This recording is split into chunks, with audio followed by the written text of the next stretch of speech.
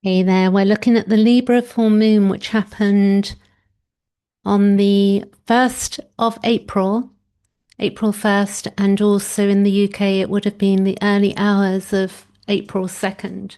So if we take the moon that we can see over here, and the moon, when it's full, is always in opposition to the sun.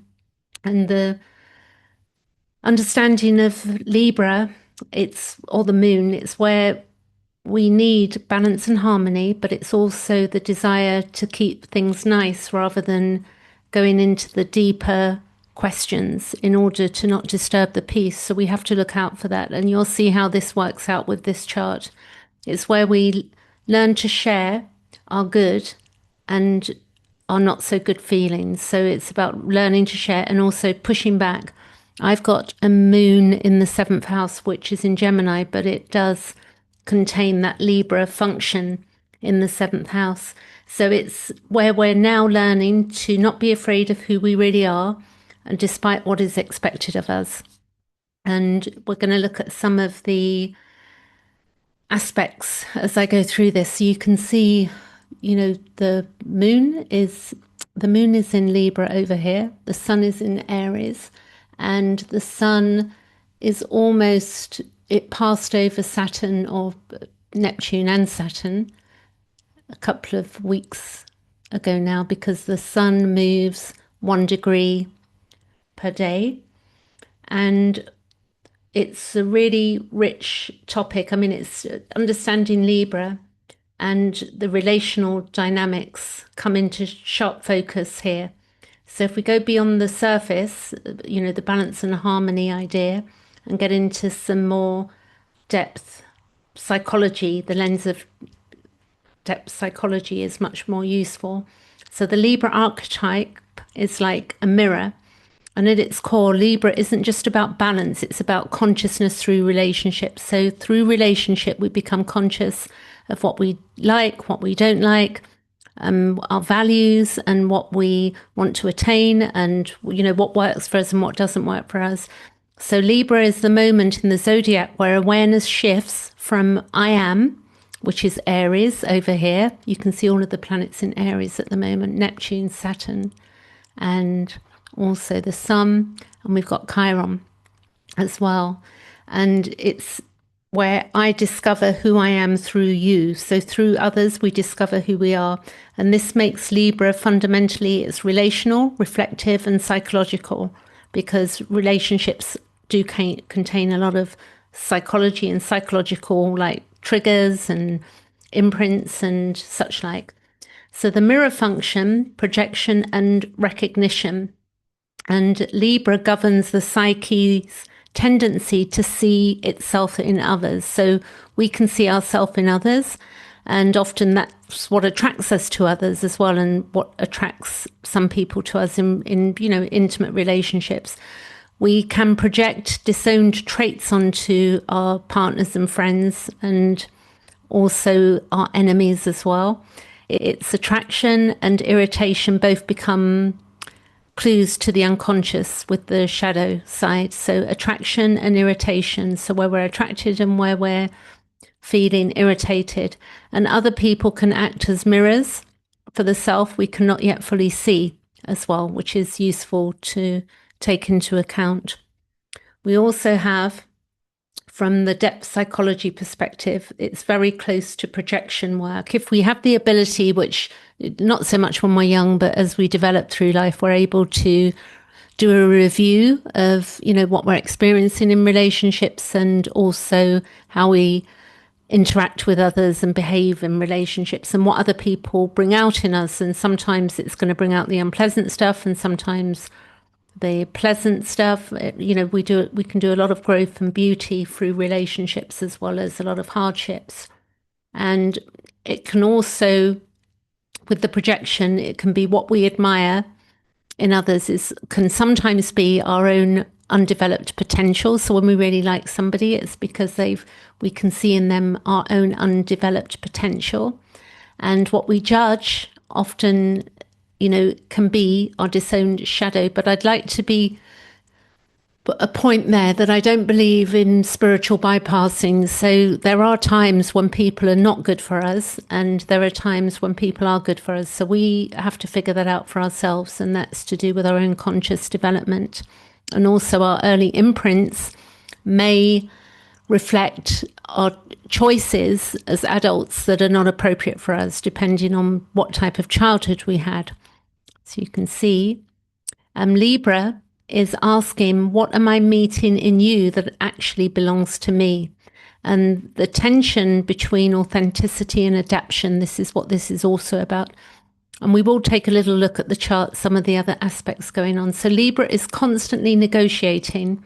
It's like a balance thing, yeah, true self-expression, or where I'm not balanced, or where I want to be balanced. And it's true self-expression is the Aries axis. So our true self-expression, you can see with Neptune there, our dreams, Saturn, where we're restricted, but also growing. Saturn has got a lot of beautiful qualities as well. It pushes us along. And then we also know that Libra is the constant negotiator. So because of that Aries axis, and then it's about social harmony and connection. And this can build a subtle inner conflict. You know, do I stay true to myself? Well, we don't want to do things, or we don't want to see somebody, or we don't want to do things the way somebody else is doing them, you know, or do I stay true to myself? And this full moon would be really more to the point of what this is what we're really looking at, is where do I stay true to myself, particularly with this Aries stuff going on, with the dreams that we want to follow. It doesn't mean that we can't do those things with other people, but this is now a time to be true to ourselves. And or do we adjust, which sometimes we need to do in situations? Do we adjust to maintain connection? And that's an inner decision that we come to. And this is the struggle we've got for the next couple of weeks. Or maybe not. You know, we might have already made up our minds about certain people or situations. And in its shadow extreme, it can be people pleasing, losing ourselves in relationship, and avoiding conflict to preserve the peace. So, you know, with the Aries here, we want to be going, you know, like going out into the world and doing what we want to do. So we've got to make sure, because it is our life, our personal, each individual, and of course other people are attached to our lives, but we will, as we mature and age, we don't want to be looking back and thinking, oh, I wish I hadn't stayed in that relationship. I wish it could be a job, it could be anything that's not really in alignment and where we're compromising.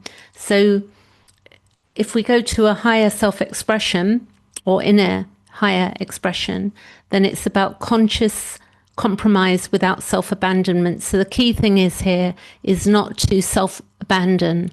And that may take some time to figure out, that we're not just self-abandoning our own ideas of what we really want, because we think we need to take care of somebody else. I mean, clearly this isn't about certain relationships that we have to deal with, and there are other relationships that are more of a choice for us. So we get to decide as much as we can. And the ascetic intelligence of Libra. So Libra is ruled by Venus, and Venus at the moment, to have a break there, Venus is in Taurus at the moment, and it moved out of Aries. If I go days back, 1, 2, there you go. It was 29 degrees on the 30th of March.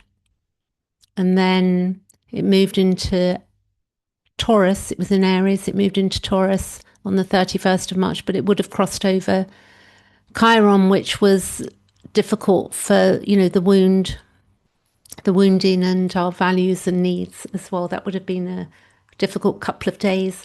So the ascetic is here. Venus becomes symbolic, refined, and pattern seeking. Libra perceives emotional tone, subtle imbalances, unspoken relationship dynamics, and there can be a deep sensitivity to fairness, beauty, proportion, and emotional reciprocity. So if you think about, a people are you getting back what you need as well? It's like sometimes we can be in relationships or friendships where it's very one-sided, and we've all got different traits, and we can be compromising for each other because we know who we are, but we don't want to over compromise. So this is less about liking pretty things. It's more about, does this feel psychologically and energetically right for me? When we're looking at something that we desire as well.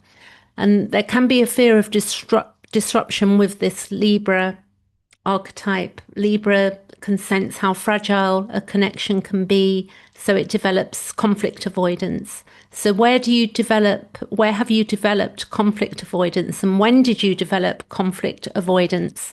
It could have been in childhood. And it can, look at that. It's like we have to look at things in order to change dynamics. There can be overthinking about relational dynamics, which I tend to do with my moon in the seventh house, which is in Gemini. It still has that seventh house condition, so to speak. So whereas, if you've got anything in the seventh house, if it's going to be there's going to be some Libra aspects, not aspects literally, but there's going to be some sense of that there. So then there can also be indecision and seeing all sides of things at once, which makes it very difficult to make a decision. And underneath that is a deeper fear. So it could be like thinking, if I disturb the balance, will I lose the connection? If I don't do what somebody thinks I should do, and that can be guilt tripping as well. So Libra can become stuck with this. It's like an inner paralysis, in suspended decision making, like not able to make a decision, and also in staying too long in misaligned relationships. So, I've certainly done that in my past. We've all done it somewhere. And if we can look back to those relationships on hindsight and see the growth from what we learned and, what could have been different. So we can't unring a bell, but we can begin to shape our future by really looking at how we interact and use another as a mirror. So Libra, also in the shadow of politeness, it's one of the most interesting shadows. It's being agreeable instead of being honest, and smoothing things over instead of addressing the truth. And sometimes it's very difficult for us to address the truth if we weren't able to in our past. And it's a learning curve to be able to do that, to just, say what needs to be said in a way.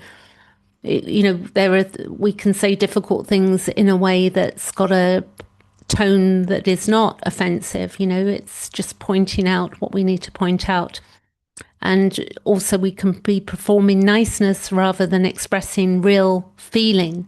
So sometimes, we may not want to do something, or we may not be sure about something, but instead of saying, no, let me sleep on it, we might just get ourselves into things we don't want to. And we want to really focus on this Neptune and Saturn in Aries, and the Sun is currently in Aries. It's like, what do I want for myself? And sometimes that some people can consider themselves to be selfish, but really, on my own understanding of life, when we look back, we will.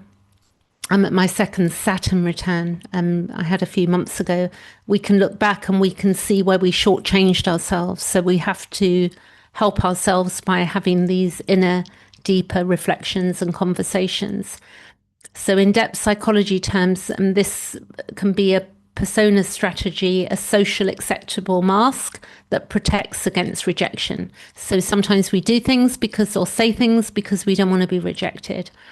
And if we look at the higher expression of consciousness in relationship, and when we're integrated, and this is also maturing as well, and some young people are very good at this as well, so it's not all just about maturing, because we can be mature when we're much younger.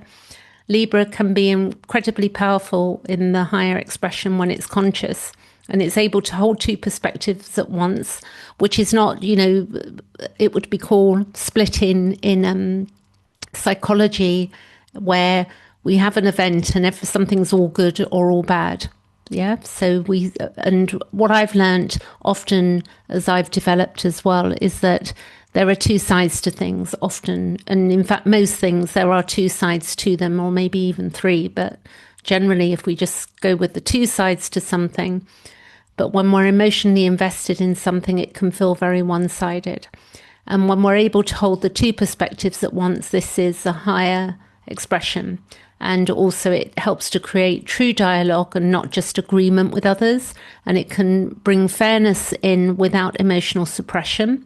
And it can help us navigate conflict without collapsing into it. So we can have a conflict, but when we don't collapse, like it doesn't wipe us out, we can have, we get to see, and it becomes a mediator between the self and other without losing either. And sometimes we will lose people. This is the nature of life as well, that people move on. I'm sure I've moved on from relationships. People have moved on from me. So this is part of life. And Libra and the full moon, why that full moon matters is that it illuminates the relationship patterns, emotional imbalances, where we've overgiven or underexpressed. We may have, not expressed that we're not happy with somebody, or we've overgiven.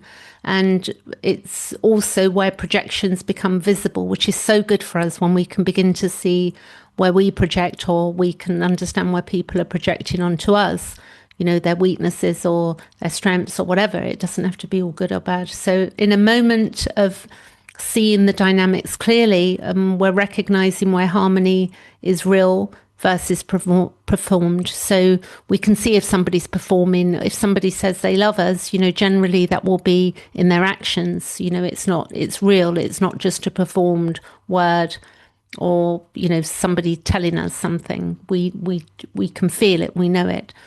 And it can also be a rebalancing self, versus the other. So what we could ask ourselves is, where have I been relating from truth, and where have I been relating from fear of losing connection?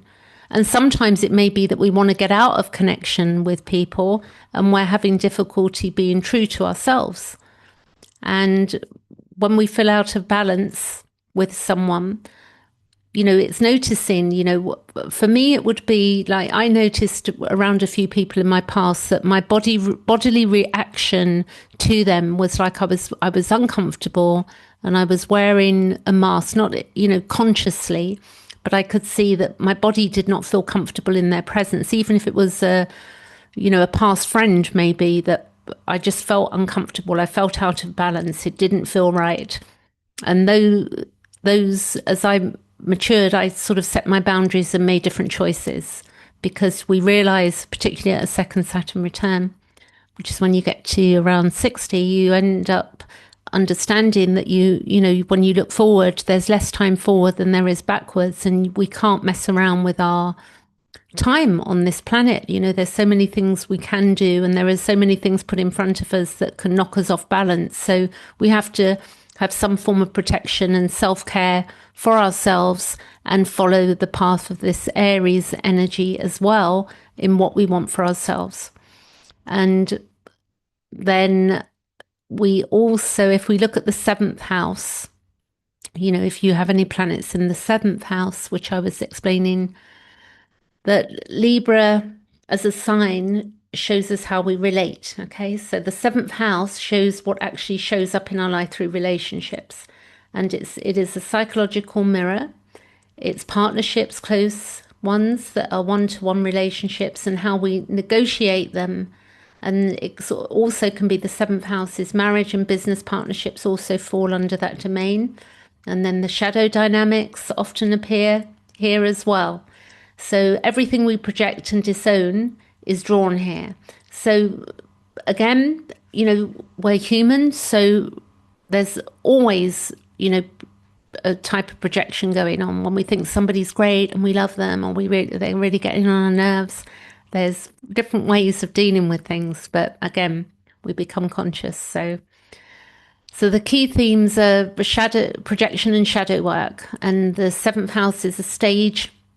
It's like for our projection, qualities we haven't integrated that often appear in other people. So, I think Jung said, what somebody said anyway, that when, what we see in another, what irritates us in another can be what's irritating in ourselves to others. So, but again, as I said, there's no spiritual bypassing in my belief system on this, because there are some psychopaths in the world, and there are people that do things that really are going to rub us up the wrong way. So we have to know what we're dealing with. So, we may, if we've had a difficult childhood and we've been controlled, we may attract that into, not attract it, that's really the wrong word, but it may be that we don't have the antennas to see that this person is a replica of where we've come from. So again, the more we assert ourselves and we see that, oh, this relates to that, and I'm doing this because this relates to something from my past. And then also, we can be where we're seeking balance, and that we're about learning. It's about learning ground for compromise without self-erasure. So it's okay to compromise. We do it all the time, and not all the time, but we do it. We have done it in our lives, and we will continue to do it where we compromise. And we go, okay, then that's okay. But it's not erasing ourselves and making ourselves not important, because we are individually also of value. And the Libra energy pushes us to refine mutuality, fairness, and harmony. So whilst it pushes us to that, we don't want to erase ourselves where we're not being fair to ourselves and where we're causing ourselves disharmony at the result of overgiving to another. And the relational learning is where it's a psychological teacher from our past, where conflicts and attractions aren't bad, they're mirrors showing us, unconscious material. So, but again, we have to stay safe in that, how we really look at that. And the full moon in Libra is going to illuminate all of these dynamics dramatically. And, we could be looking at over-reliance on others for validation. Where are we doing that? Compromising values to keep the peace. Where are we doing that? I'm looking at my own life, and I've been looking at that the last week myself. And endless weighing all sides of leading to indecisions. So we don't want to put ourselves where we're thinking, oh, should I or shouldn't I? Should I or shouldn't I? We can ask ourselves sometimes simple questions, like if we think we don't want to be with somebody, or we do want to be with somebody, it's like, well, generally, if we want to be with somebody, we're with them and we're there. And if we're weighing it up, like keep weighing it up, that's a signal that, maybe it's not the right thing for us. And also we can, people can reflect our own inner conflicts as well. And then the higher expression of the seventh house is co-creation, consciousness, co-creation, awareness of our projections, and skillful negotiating. So, there's two people can get what they want, and it's almost, there's some equality in it and value, and the other person's value in as well. And it can transform conflict into insight, where somebody might grow if you tell them, I don't like that. I don't like the way you spoke to me, or such like. And then I think that the rest of the chart now, what I'm going to do is that when we look at the full moon, we've also got the sun and the moon is square Jupiter. So this is like an overexpansion of all of those emotions. So if you look here, I went ahead, so I went backwards actually, 1st of April. So if you look here, we've got this square to 2nd of April. There, that's the right, it's here you can see we've got this square. And Jupiter is, our truth. It's about truth, and it's about the higher thinking as well. So it expands everything it touches, and the square creates it's an exaggeration and inflation of these feelings, and the emotions may feel larger than life, and reactions can be not proportionate. They can be a bit one way or the other. And so there's a pull going on, which I think will be resolved on this full moon by the new moon, which will be in Aries in a couple of weeks. And then we've got the shadow expressions. So we've got the shadow expression of this square, which is righteousness. I'm right, Jupiter, I'm right, everybody else is wrong. It can be over compromising, inflated expectations, expecting too much from somebody, like more than we'd expect from ourselves. And then this is seeing the bigger pattern the higher expression is seeing the bigger pattern in our relational dynamics. So this is what it's asking us to do, look at the bigger picture. And it's not just about what's happening, it's about the meaning, that we're giving to it as well. So the moon is not quite, it did, it was in opposition to Saturn, but it's moving off Saturn at this point because that would have been in opposition at 5 degrees. You can see it's 12 and Saturn there is at 5 degrees. And that's where Saturn is our limits, its truth, structure, and the opposition can bring tension between feeling and reality. There can be loneliness because the moon, Saturn, loneliness and an emotional withdrawal or feeling heavy, and a realization of where something isn't working. So, that can feel a bit depressing, but I look at depression, I'm not talking about a heavy, deep, deep depression, but I'm like a fleeting sort of moment of feeling, what's the point? What am I doing here? And all of these things. And then not really seeing a way out of what the good things that we want. So, that can be emotional withdrawal. And again, we can, if we're appeasing just to keep things nice, that can actually make us feel worse as well. So, we can have harmony, but it really shouldn't be at the cost to our own truth. And the moon is trine Pluto almost, but it moved off as well. So you can see Pluto up here because that's 5 degrees, which is in a sextile to Saturn here. And that's giving us some stability at the moment to be able to get on with things. And it's an easy flow, but that would have been quite a few hours before.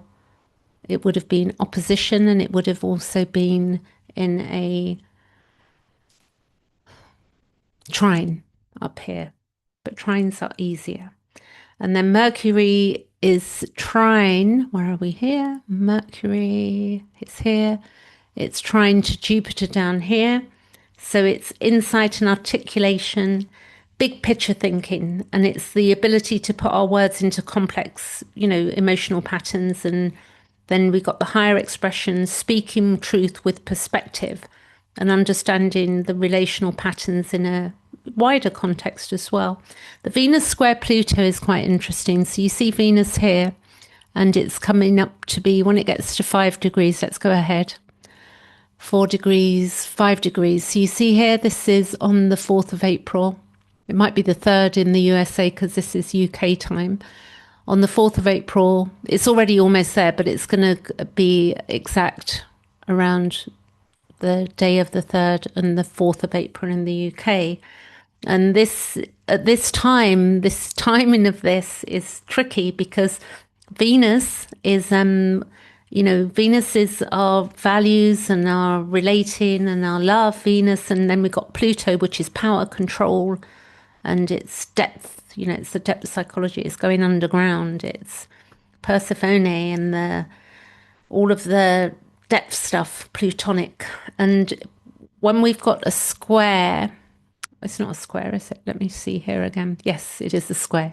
So it's a square.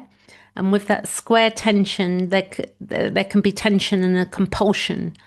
And it can be intense, emotional entanglement. And you can see, because of this Libra situation with the Jupiter and the full moon, that you can see how this can, sort of up the ante on these things and make it more troublesome, the fear of loss or abandonment underneath the connection. And there can be, where we want to control, or we're jealous, or we've got emotional frustration as well. And staying in something because it's intense, not healthy, So we have to look, what's healthy for me? That's the question we've got to ask ourselves. Like, we would love ourselves, like if our inner child was or us as a little child was standing beside us. It's what is safe for that child, what is right for that child. And then we've got the higher level of this Venus Pluto, which is again to do with our consciousness, and it's transforming how we love, in a mature way, and then getting, past the dynamics rooted in fear, the fear of loss or the fear of whatever we've got going on. And then Saturn conjunct Neptune, it's the reality meeting the illusion, which we had conjunct, it must be over a month ago now. I'm not going to push the chart back to remember the exact date.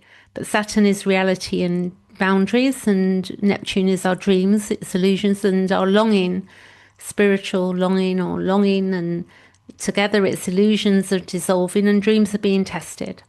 And we've got this for a while, but that Pluto sextile gives us to Saturn gives us some stability through this, able to get on with things.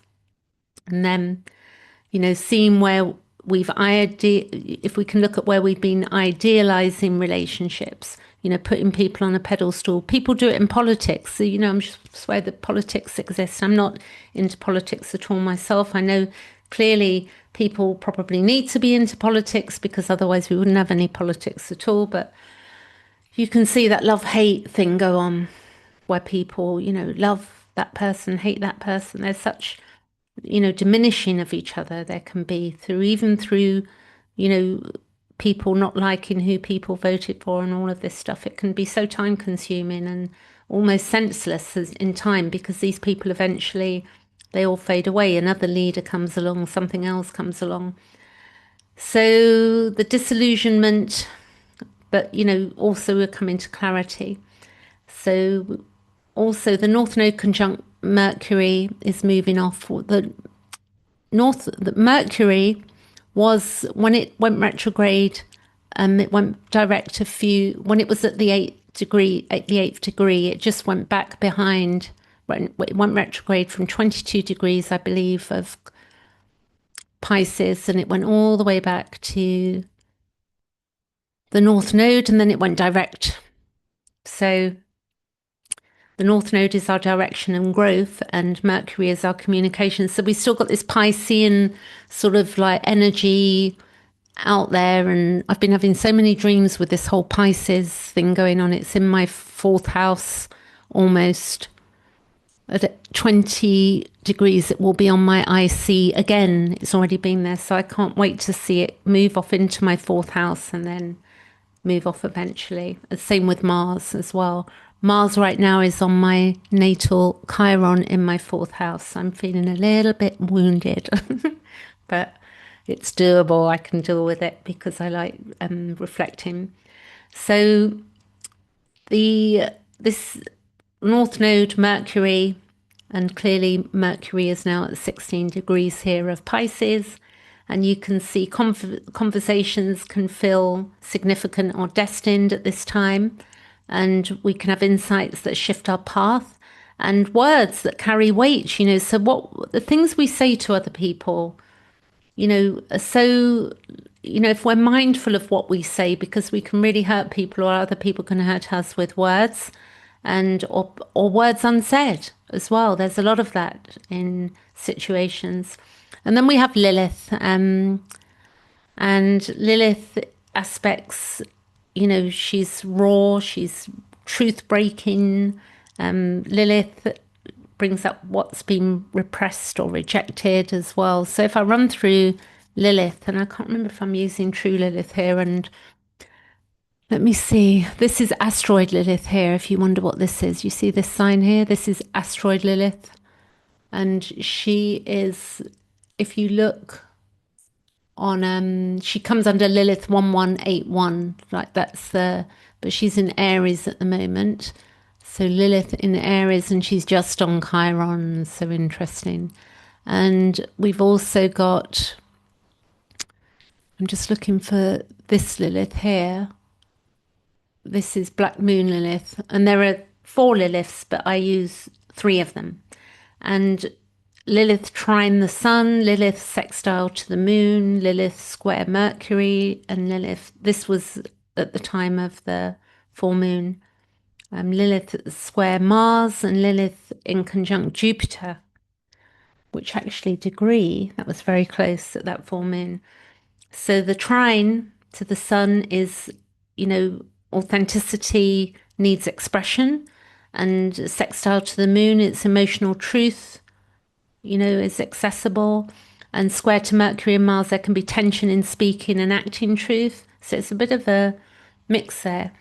And psychologically, saying what you've held back, if we're able to do, which my view is from relationships I've been in, if there's only one thing I would look back, when we're very emotionally driven or emotionally triggered, then it can be very difficult. We either completely withdraw or we say something that's so, fierce that it's never forgotten.